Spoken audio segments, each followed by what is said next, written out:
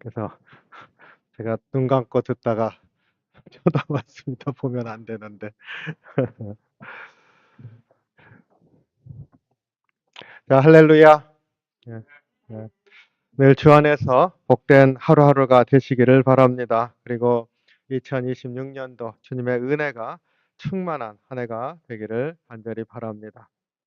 올해 이제 표어를 새로 정하고 우리가 그 표어를 중심으로 해서 우리의 신앙생활을 돌아보는 그런 은혜의 삶이 되기를 원합니다. 그래서 시편 149편 1, 2절 말씀, 자기를 지으신 이로 말미암아 즐거워하며 날마다 새 노래로 찬양하라. 물론 약간 그 성경에 있는 말 그대로 하면 길어서 줄였습니다마는 그 1, 2절에 있는 말씀을 통해서 우리의 신앙생활을 이제 점검하면서 앞으로 나아가는 한 해가 되기를 원합니다. 특별히 이 1, 2절에 있는 말씀을 우리가 좀 그 4주에 걸쳐서 살펴보려고 합니다. 그 2절인데 4주 동안 하려고 그러면은 여러 번 봐야 되겠죠. 그러나 거기에 있는 미닝을 좀 이렇게 살피면서 우리가 한 해 동안 어떠한 마음을 가고자 하는 마음을 준비할지를 좀 살펴보기를 원합니다. 오늘 첫 번째 말씀을 같이 나눌 때 자기를 지으신 이를 기억하라 하는 제목으로 이렇게 잡아보았습니다. 1, 2절에 나와 있는데 하나님에 관해서 고백을 하고 있습니다. 그래서 1, 2절을 잘 보면은 하나님은 누구신가 하는 그 질문을 우리가 대면하게 됩니다. 그 9절에서 하나님은 누구신가 이렇게 했을 때 이 9절을 보면서도 대답을 해보시고 또 하나님은 누구신가 누군가가 나에게 이렇게 묻는다고 한다면 나는 어떻게 대답할 것인가 한번 생각해 보시기 바랍니다. 1, 2절에 보면 할렐루야 새 노래로 여호와께 노래하며 여기에서 하나님을 여호와 이렇게 부르고 있죠. 여호와께 노래하며 2절에 자기를 지으신 이로 말미암아 즐거워하며 해서 하나님을 자기를 지으신이다 이렇게 어, 고백을 하고 있습니다. 그래서 여호와라고 하는 고백과 자기를 지으시니라고 하는 고백을 통해서 하나님께 찬양을 올려드리고 있습니다.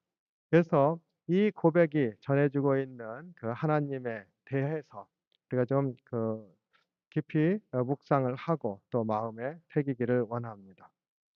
하나님은 누구신가 하는 질문을 이렇게 했을 때 세상 사람들도 그 예수님을 믿지 않는 혹은 하나님을 믿지 않는 그런 사람들도 하나님이 누구신가 하는 질문을 했을 때 이런 모양 저런 모양으로 대답을 합니다. 어, 하나님을 안 믿는다라고 대답하기도 하고 하나님을 믿는다. 그러나 신앙생활은 하지 않는 모습을 보이고 그런 경우도 있고 또 하나님은 또 이러한 이유 때문에 있다고 생각한다. 뭐 이렇게 얘기하는 분들도 있고 여러 가지 다양한 모습들을 우리가 볼 수가 있습니다. 그렇기 때문에 하나님이 누구십니까? 하고 대답하는 것에 대답을 하는 그 모습에 따라서 그 사람이 하나님과의 관계에서 어떠한 삶을 사는가라고 하는 것을 우리가 알 수가 있죠. 그 얘기는 하나님께서 우리의 삶을 통해서 우리의 신앙생활의 삶의 모습들을 보실 수 있는 측면이 그런 고백 가운데 나타나 있다고 생각할 수 있습니다. 그래서 먼저 세상 사람들이 대답하는 하나님은 누구인가에 대해서 생각을 해 보려고 합니다.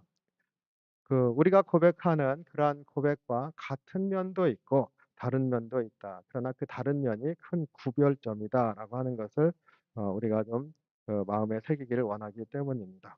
이 구절을 봤을 때 마음에 그 하나님이라고 하는 그 하나님에 대한 고백이 마음에 제일 먼저 다가왔습니다. 그리고 그 하나님에 대한 고백을 이렇게 하루 지나고 이틀 지나고 계속 지나도 떨쳐낼 수가 없었어요. 그래서 '그 이유가 무엇일까?' 이런 생각을 이제 하면서 그러면은 이 하나님에 대해서 좀 깊이 '내 자신을 돌아보면서 생각을 해야 되겠다.' 이게 계기가 되었습니다. 한 1 년쯤 전인가 6 개월 전인가 모르겠습니다. 최소한 1년 전인 것 같습니다. 왜냐하면은 목회자들 몇이 모여서 1년 6 개월 정도 6개월 넘었을 수도 있는데 하여튼 그 정도 기간 동안에 아 그 뭐죠? 그 창조에 관한 혹은 진화론에 관한 그러니까 세상의 기원에 관한 그 과학적 이론과 거기에 대한 교회가 어떻게 응답하는가 여러 가지 다양하게 응답하지 않습니까?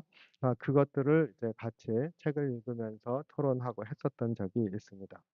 작년인 것 같아요. 작년 아니면 재작년 이렇게 걸쳐서 있었습니다. 그러면서 여러 가지 이제 디스커션들 하는 과정 가운데 사람들은 도대체 어떻게 이야기하는가 하는 것을 보려고 또 유튜브도 이렇게 찾아보고 유튜브를 찾아보는 이유는 그 사람들이 어떤 식으로 얘기하는지를 보고 싶어서 이렇게 봤습니다. 그러다 보니까 원래 이제 꼬리에 꼬리를 물고 이렇게 보게 되지 않습니까? 그러면서 진화론적 관점에서 세상을 설명하는 그 과학적인 관점을 이제 하는 것들이 이렇게 보면서 재미있더라고요. 그걸 보면서 우리는 이러한 관점에 어떻게 대답을 해야 될까 뭐 이런 고민도 하면서 이제 여러 가지 이제 책도 보기도 했지만은 그 유튜브를 이렇게 들었었던 기억이 있습니다. 그리고 재미있는 것들이 많이 있더라고요. 근데 그중에 하나 제가 그 내용을 얘기를 하려고 하는 게 아니라 그분이 아마 다 제가 이걸 얘기를 하면 다 아실 것 같습니다. 뭐냐면은 그분이 천문학자 교수인데 유튜브 채널을 이렇게 운영하고 이렇게 디스커션도 여러 다른 분야의 과학자들과 얘기하고 근데 이제 진화론적 관점에서 얘기를 하는 거죠. 그 닉네임이 참 재미가 있습니다. 그래서 내가 참 인사이트풀하게 이름을 지었다 이렇게 생각을 했습니다. 이름이 우주먼지라고 해요. 기억 보신 적 있으세요? 그렇게 얘기하는 그분이 꽤 유명하신 것 같더라고요. 전 작년에 그걸 보다가 알았습니다. 근데 그분이 이제 천문학자니까 이렇게 여러 가지 재미있는 그런 과학적인 것들을 이렇게 얘기를 해 주는데 그게 굉장히 흥미가 있었습니다. 근데 그 이름 자체가 굉장히 시사하는 바가 크다. 일부러 아이덴티티 혹은 가장 중요한 핵심이 되는 퍼스펙티브를 전달하고자 아마 그런 이름을 정한 것이라 그렇게 생각을 합니다. 우주의 먼지다 했을 때 우리 인간이라는 존재가 우주의 관점에서 보면 티끌만 하지 않겠습니까? 우주가 얼마나 광대해요.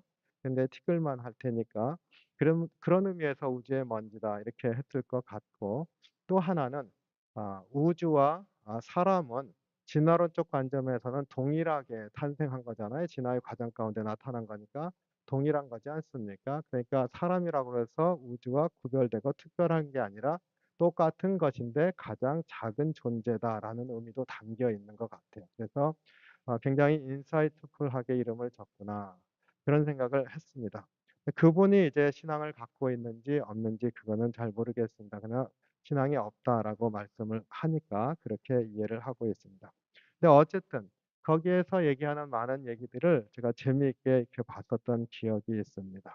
그리고 진화론적 관점에서 인간은 그렇지 우주의 먼지 같은 존재일 수밖에 없지. 그리고 그 먼지라고 하더라도 동떨어진 이질적인 존재가 아니라 우주와 동일한 머티리얼 동일한 것이죠. 그런 존재다라고 하는 것도 또 굉장히 인사이트풀하게 제게 다가왔습니다. 어쨌든 참 재미있는 그 과학 이야기들 제가 그걸 보면서 이렇게 이런 부분이 있구나 하는 것을 생각했던 적이 있습니다. 근데 제가 지난주에 한 5년 만에 만난 분 우연히 통화를 하게 됐어요. 그런데 그분 어머님이 제가 통화한 날 아 돌아가셔서 발인 예배를 했다는 거예요. 근데 그래 가지고 다음 날 장지로 가는데 어떻게 이제 스케줄이 이렇게 돼서 제가 오랜만에 봤는데 그 얘기를 들어서 이제 장지에 이제 가 봤습니다. 가까운 데였기 때문에. 근데 이제 장지에서 하관 예배를 이렇게 하는데 "흙은 흙으로 재는 재로 먼지는 먼지로 돌아간다."라고 하는 장례식 때 하는 선고하는 것을 했습니다. 그걸 보면서 그렇죠. 그러나 이제 선고할 때 그것만 말하지는 않습니다. 인간의 존재가 흙으로 지어졌다고 하는 것을 고백하면서 그러나 예수 그리스도 안에서 부활의 생명을 얘기하지 않습니까? 그래서 부활의 생명을 얘기하는 게 거기에서의 선고 내용입니다. 근데 제가 이렇게 보면서 모든 사람들이 흙으로부터 왔다라고 하는 것은 다 동일한 세상이나 기독교인이나 동일한 거죠. 그런데 그 차이가 있다고 하면은 우리가 우리 안에는 하나님이 주신 생명이 있다라고 하는 것을 고백하는 것이 다른 점일 것입니다. 그러니까 "하나님은 어떠한 분입니까?" 하고 얘기를 했을 때 세상과 다른 지점, 세상과 바라보면서 다르게 우리는 얘기하는 지점, 그 점을 얘기하는 부분이 하나님 때문인 거죠.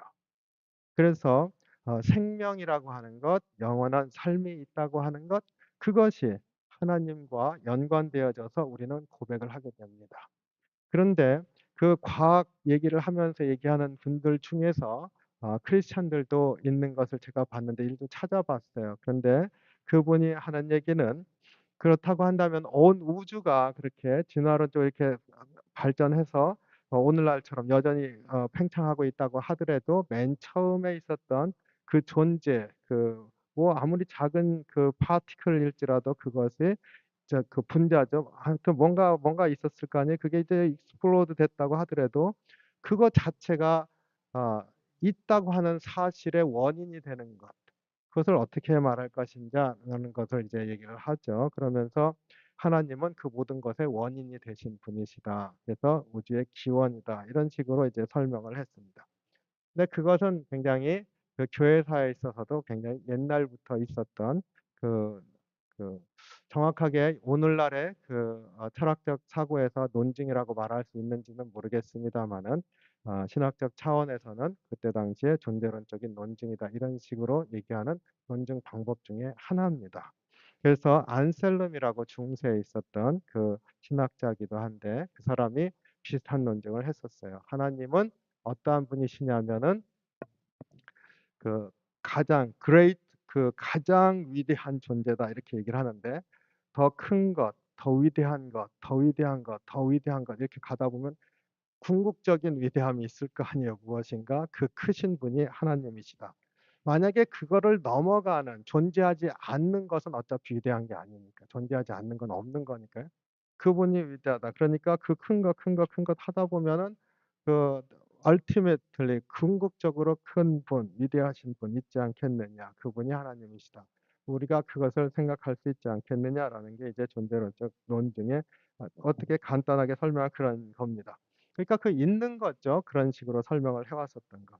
근데 제가 이 말씀을 서두에 이렇게 드리는 이유는 성경에서 오늘 시편 149편 1 절, 2 절에서 고백하고 있는 하나님은 그렇게만 설명하면은 설명이 되는 하나님이 아니라는 점을 말씀을 드리고 싶어서입니다. 시편 149편 1 절에서 고백하는 하나님은 지금 제가 말씀드린 모든 것과 결이 다릅니다. 전혀 다르게 얘기를 하고 있어요. 자 보세요. 어 시편 149편 1 절, 2 절에서 첫 번째로 뭐라 그랬습니까? 하나님은 여호와시다 얘기를 했어요. 그리고 두 번째 2 절에서 나를 지으시니다 이렇게 얘기를 했습니다. 여호와다라고 하는 이 하나님의 이름은 하나님을 부르는 여러 가지 또 성경에 이름이 나오지 않습니까? 그러나 그 이름들 중에서 가장 근본적으로 하나님을 이렇게 부릅니다 했을 때 거기에 의미가 담겨 있습니다. 아주 특정한 방식으로 하나님을 부르는 방식이에요. 근데 그 하나님의 이름이 등장하는 장면도 굉장히 재밌습니다. 왜냐하면 1 장에 창조 이야기가 나와요. 그런데 그 창조에서 하나님이 세상을 창조하셨다. 하나님이 빛이라 하시니 빛이 있었다. 그 하나님은 엘로힘 하나님입니다. 엘로힘 하나님은 최고의 신이라는 뜻이에요. 엘이라고 하는 게 능력이나 힘 같은 것들을 얘기하는데 그것의 근원적인 힘, 가장 위대한 그 분이시라는 뜻의 최고의 신이라는 의미로 엘로힘이라고 하나님 하는 거. 우리는 한 분 하나님 혹은 하늘님 그것이 됐든 어떤 궁극적인 그 하나님을 얘기하는 거지 않습니까? 그 하나님을 얘기합니다.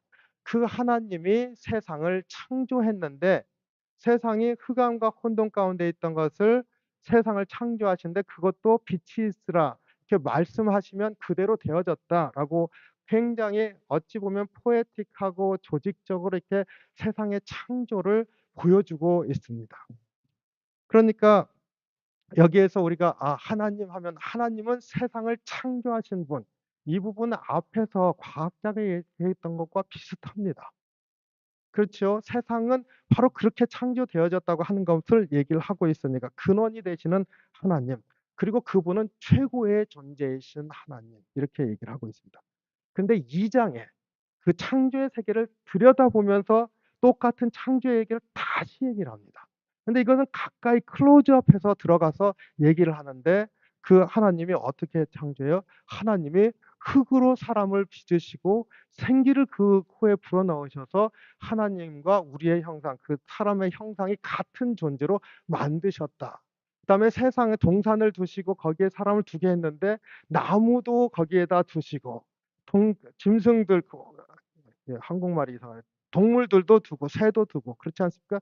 그렇게 뒀는데 창세기 1 장에서 동물들이 생기고 그 땅에 나무가 자라게 되고 그 새가 날아다니고 뭐 이렇게 동물이 생기는 창세기 1 장의 창조는 굉장히 큰 픽처에서 그것이 되어졌다라고 하는 것인데 여기는 마치 아기자기하게 아담을 중심으로 해서 그 환경을 만들어 주고 있는 그 나무와 짐승들 이런 것들 같이 가까이 가 있는, 그래서 아담을 중심으로 해서 어떤 세계가 그려지고 있는, 세상이 만들어지고 있는, 관계가 빌드업되고 있는 그런 모습을 보여줍니다.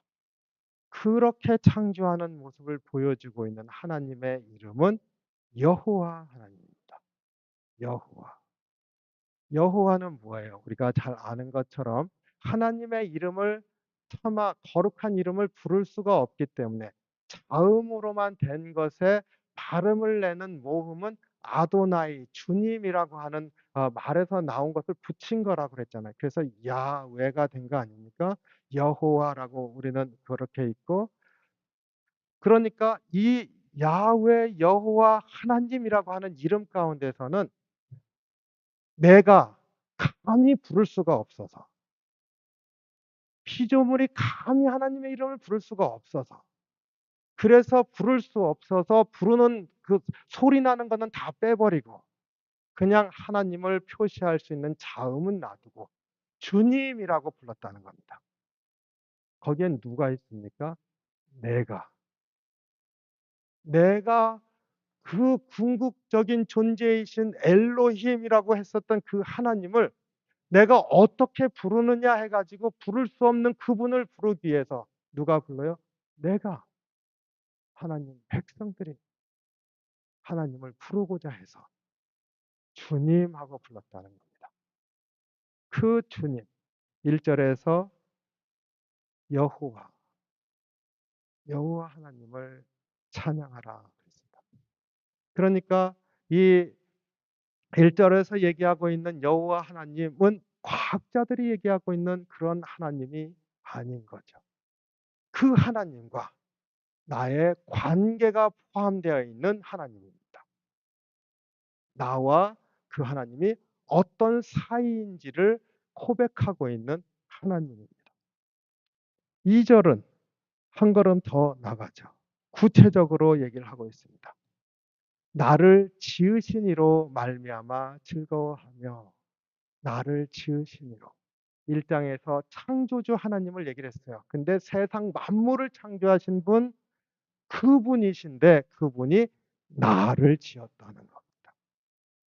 나를 지으신 이로 말미암아 즐거워하며. 하나님과 나의 관계가 고백되어져 있습니다. 하나님은 나를 지으셨다. 우리가 신앙생활을 하면서 자칫하면은 매너리즘에 빠질 때가 있습니다.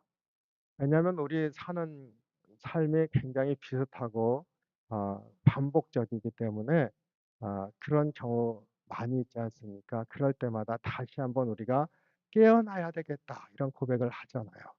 근데 그 깨어난다고 하는 게 무엇이요? 하나님과 나와의 관계를 다시 한번 바라보는 거예요. 다시 한번 깨닫는 것이 그것이 깨어나는 거 아닙니까? 그렇기 때문에 하나님은 만유의 주이시고 살아계시고 역사하시는데 오늘은 아니하는 그 하나님이 아닌 거죠. 지금은 아니하는 그 하나님이 아닌 겁니다. 149편 1절 2절에서 고백하고 있는 것은 내가 차마 거룩한 분을 부를 수 없지만 바로 그분이 나를 바라보시면서 내 백성이다 말씀하시는 그 하나님. 그리고 그분이 오늘날 나를 잊게 하셨다고 하는 고백을 하면서 나를 잊게 하신 바로 그 하나님. 우리가 깨어나기를 원할 때 다시 한번 하나님이 나에게 누구신가라고 하는 것을 성찰해 봐야 되는 거죠. 돌아봐야 되는 것입니다. 우리 17세기, 16세기 종교개혁 일어나잖아요. 그때 르네상스 뭐 이런 거 있지 않습니까? 그래서 사실상 격변의 시기를 겪게 되는데 그리고 개신교가 탄생하게 되지요. 그러고 난 다음에 한 1세기 지난 다음에 그 개신교인들도 이제 약간 매너리즘에 빠지고 그다음에 과학도 발전하고 했을 때 등장한 신앙 중에 하나가 워치메이커라고 하는 하나님입니다. 하나님이 계시기는 한데 세상을 너무나 정교하게 과학적으로 보니까 너무나 정교하게 창조해 놓으셨는데 거기에 그 하나님이 아름답다 바라보시면서 여전히 계시지만 그러나 그것에 퍼펙트하게 자체로 운영되기 때문에 하나님이 개입할 이유가 없는 하나님이라고 하는 것을 얘기를 했습니다. 그런데 거기에 대해서 이제 도전을 하는 사람이 그 자유주의 신학의 그 출발점이 되기도 합니다. 슐라예르 마하라고 하는 그 신학자인데 하나님은 워치메이커 하나님이 아니다라고 얘기를 합니다. 그러면서 하는 얘기가 하나님은 우리가 궁극적으로 의존하는 분이시다. 그래서 우리의 신앙이라고 하는 건 하나님을 전적으로 의존하는 것이다라고 얘기를 합니다. 그래서 새롭게 설명을 해요. 근데 우리가 어떻게 하나님을 의지하냐?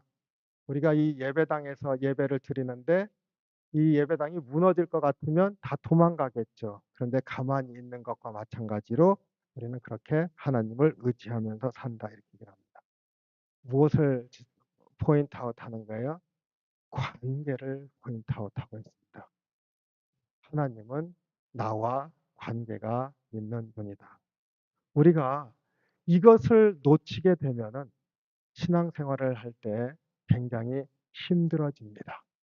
항상 다시금 깨어나려고 하고 다시금 일어서려고 하고 말씀을 보면서 말씀 안에서 내 마음을 다시 한번 돌아보고 하나님은 그래 나한테 이런 분이시지 자꾸 찾는 이유가 살아계신 하나님 나하고 관계가 있으신 하나님을 고백하기 위해서인 줄로 압니다.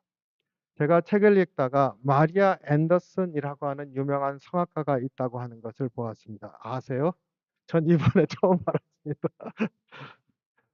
근데 이분이 굉장히 유명하다고 그러더라고요. 알토인데 그, 우리 아프로 아메리칸이라고 불러야 되겠죠.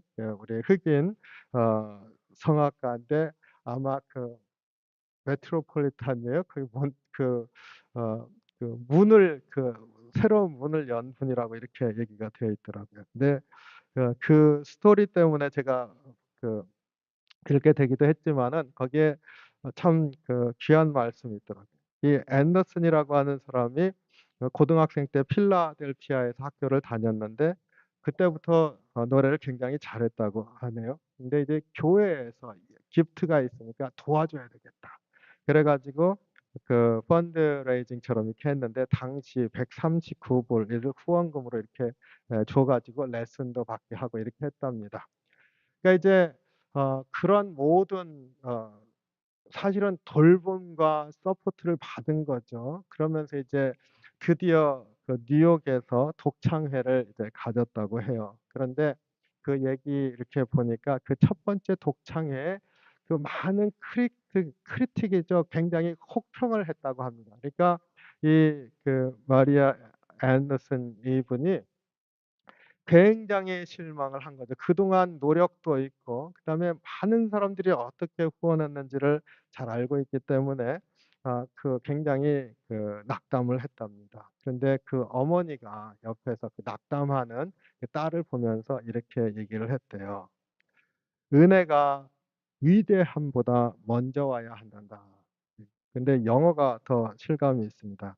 "Marian, grace must come before greatness." 위대하게 되어진다. '아 이거 잘했다.'라고 하는 것보다 그 이전에 그레이스 하나님의 은혜가 먼저 와야 한단다. 이렇게 얘기를 했답니다. 그것에 용기를 얻어서 또 계속했다. 뭐 이렇게 그거 아니었어도 계속했겠지만 하여튼 그 스토리는 그렇게 나와 있습니다. 그런데 그 어머니의 조언이 참 마음에 와닿았습니다. 우리가 살아가면서 많은 일들을 겪으면서 삽니다. 그리고 많은 것들을 바라보면서 살아요. 근데 항상 기억해야 될 것은 이것이 어떻게 되어질까를 바라보면서 사는 것은 greatness를 먼저 보는 겁니다. 그런데 그거보다 먼저 봐야 되는 것, 은혜가 먼저 와야 된다. 이렇게 얘기를 하고 있습니다. 마리안 앤더슨은 많은 은혜를 받았잖아요. 많은 사람들이 기도하고 서포트했을 겁니다. 그리고 그 사람이 위대한 성악가가 되도록 지원을 했을 겁니다. 그 앞에 어떤 역경이 있었어도 그러나 그 많은 손길을 통해서 현재 그 모습이 되어진 것이고 그렇기 때문에 그 은혜로 이루어졌었던 길 안에서 바라보는 것을 편치 않고 볼 수 있어야 됐겠죠. 그게 내가 바라보고 있었던 greatness가 아니라 은혜가 먼저 오는 것. 그 은혜 때문에 내가 보아야 할 것을 보는 것. 그것이 우리 믿는 사람의 신앙의 여정이다. 그렇게 믿습니다. 하나님의 은혜가 먼저 와야 된다. 내가 생각할 때 하나님의 은혜가 먼저 와야 된다. 이런 고백이 있기를 원합니다. 하나님의 모습을 객관적으로 설명하는 것보다 그것보다 더 좋은 것은 내게 다가오신 하나님입니다. 제가 사진 찍는 걸 좋아해 가지고 이제 카메라 뭐 이것저것 이렇게 좋아하거든요. 근데 제가 최근에 재밌는 말을 하나 들었습니다. 옛날 말입니다. 예. 세상에서 제일 좋은 카메라는 무엇일까요?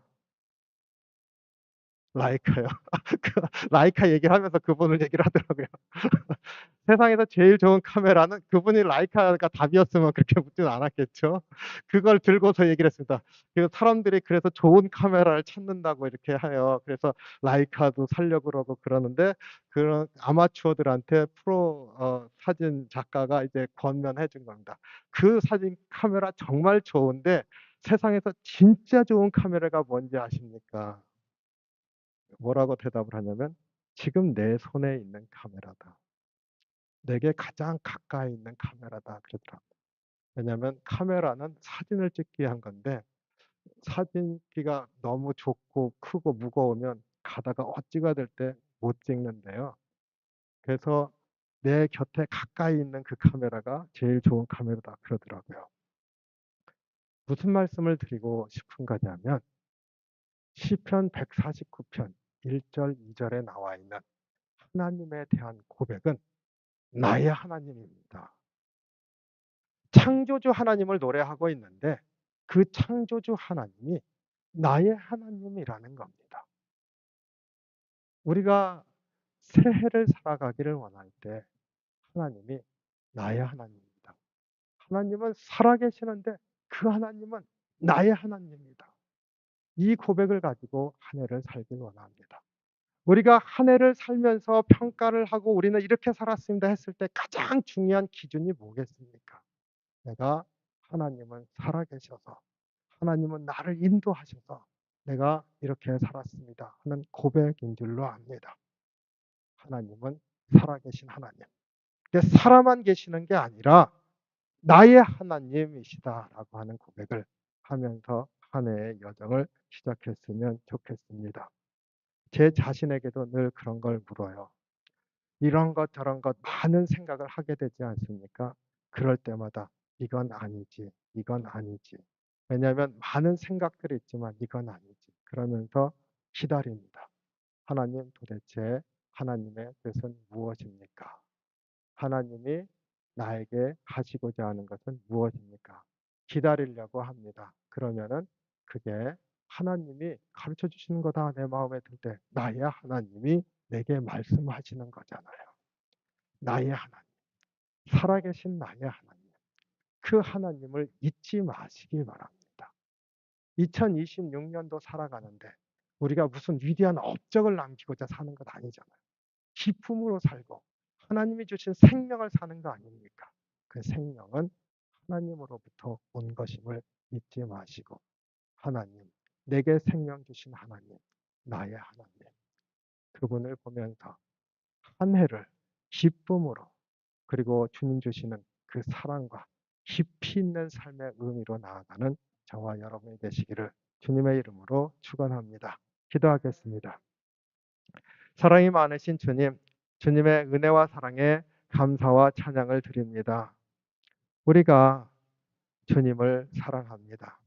근데 우리가 주님을 사랑하는 그 사랑이 하나님이 우리를 사랑하시는 그 사랑에 어찌 미치겠습니까?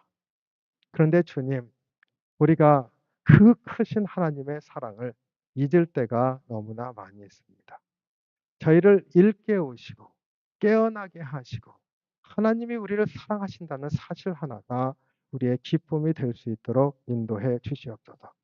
그래서 우리도 시편 기자처럼 나의 하나님, 내가 참으로 내 입술로 세상이 말하는 그런 하나님이 아니라 내 입술로 고백할 수 없어서 너무나 거룩하신 그분이시지만 내가 그래도 주님이시기 때문에 앞으로 나가는 여호와 하나님이십니다. 고백하는 우리가 되게 하시고 나를 여기까지 지으시고 인도하신 것 감사합니다. 주님을 찬양합니다. 고백하면서 사는 저희가 될 수 있도록 인도해 주셔서 2026년도가 주 안에서 참으로 복된 한 해가 될 수 있도록 이끌어 주시옵소서.